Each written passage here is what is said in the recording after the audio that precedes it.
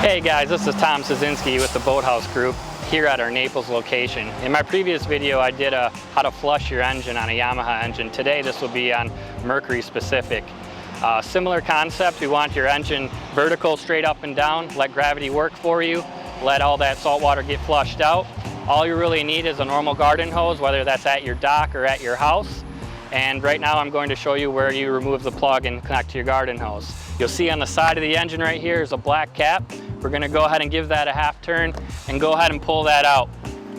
Once you do that, nice part is this cap is secured, so it should not fall in the water. It has a little bit of a lanyard, if you will.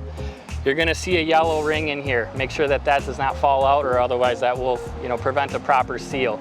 If anything, just give it a little push in there, make sure it's secure.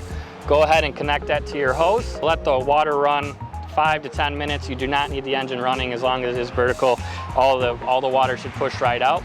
When you're all done, go ahead and disconnect this, screw the cap back on, and go ahead and secure it right back in. Little half turn, it should lock in, nice and easy. Thanks for watching. Let us know if we have any other questions. Again, this is Tom with the Boathouse Group at our Naples location. Have a great day.